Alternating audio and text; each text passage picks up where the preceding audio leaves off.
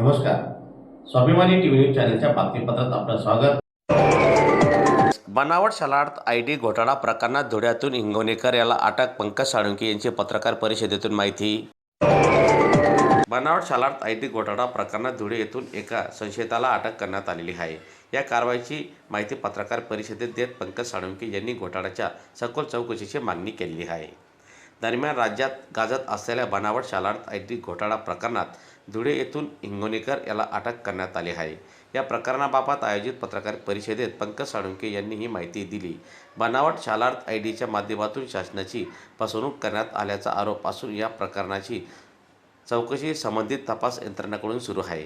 या घोटाळ्यात आणखी काही जणांचा सहभाग असण्याची शक्यता व्यक्त करत दोषींवर कठोर कारवाई करण्याची मागणी यावेळी करण्यात आली असून संपूर्ण प्रकरणाचा निष्पक्ष व सखोल तपास करून सत्य जनतेसमोर आणावे अशी मागणी पंकज साळुंखे यांनी आज आयोजित पत्रकार परिषदेतून केली आहे. चौकशीची मागणी मी सर्वात पहिले मुख्यमंत्री महोदयांकडे केलेली होती, राज्यपाल महोदयांकडे केलेली होती.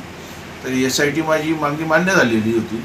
परंतु मध्यंतरी एक साधारणतः मागच्या वर्षी ऑक्टोबर-नोव्हेंबरची गोष्ट आहे, तर SITचं काम बघण्यासाठी मला समजलं की नाशिक येथे SITची टीम आलेली आहे आणि मी त्या ठिकाणी गेलो असता बघितलं.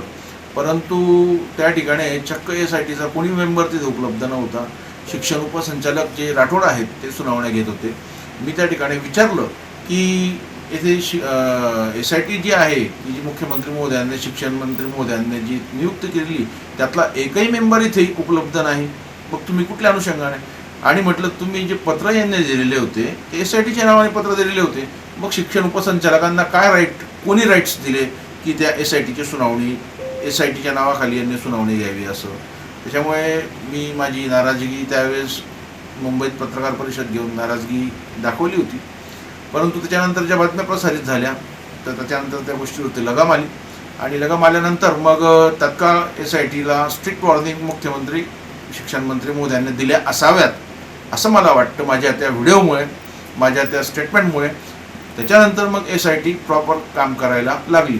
परंतु या सगळ्या प्रकरणामध्ये सगळ्यात महत्त्वाची भूमिका जी निभावत आहे ते नाशिक आर्थिक गुन्हे शाखेचे जे अधिकारी आहेत माननीय रामदास शेळके साहेब.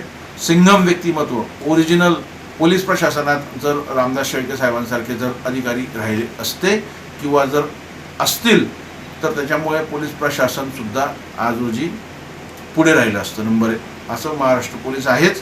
परंतु शेळके साहेबांसारखे कर्तव्यदक्ष अधिकारी आहेत म्हणून या प्रकरणाची व्याप्तीसुद्धा आज म्हणजे इतकी आपण पोचत आहोत.